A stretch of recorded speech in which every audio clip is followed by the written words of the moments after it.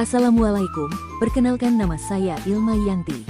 Dengan NIM 1056111100923. Saya dari Program Studi Ilmu Administrasi Negara, Fakultas Ilmu Sosial dan Ilmu Politik, Universitas Muhammadiyah Makassar.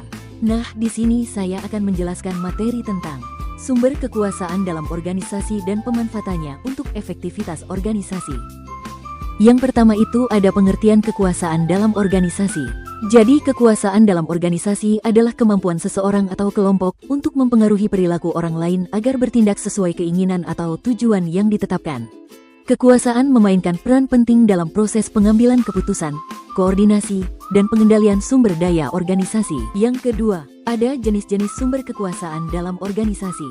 Yang pertama, kekuasaan legitimasi yang dimana legitimasi ini berasal dari posisi formal dalam struktur organisasi. Contohnya, manajer memiliki hak sah untuk memberi perintah kepada bawahannya. Yang kedua, kemampuan memberikan penghargaan, seperti promosi, bonus, atau pujian.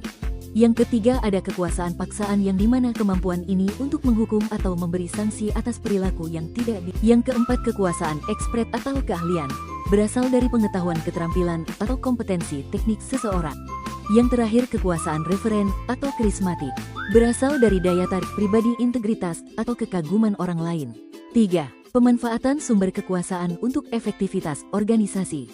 Agar kekuasaan mendukung efektivitas organisasi, maka perlu penggunaan kekuasaan secara proporsional, meningkatkan kinerja dan loyalitas, meningkatkan komunikasi dan koordinasi, membangun budaya organisasi yang positif.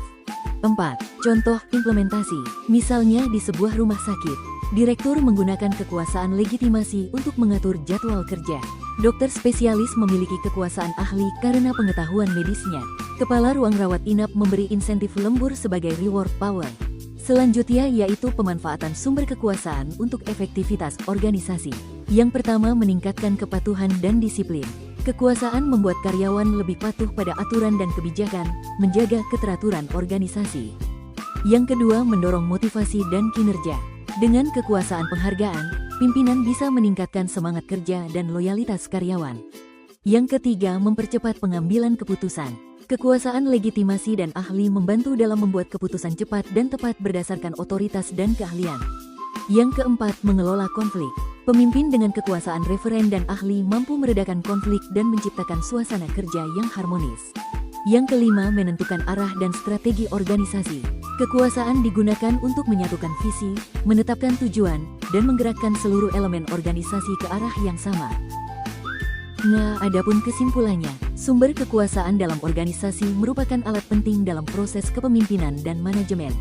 Ketika digunakan secara etis dan efektif, kekuasaan dapat meningkatkan kinerja, koordinasi, dan pencapaian tujuan organisasi secara keseluruhan. Nah, itulah penjelasan materi yang singkat dari saya. Sekian dan terima kasih.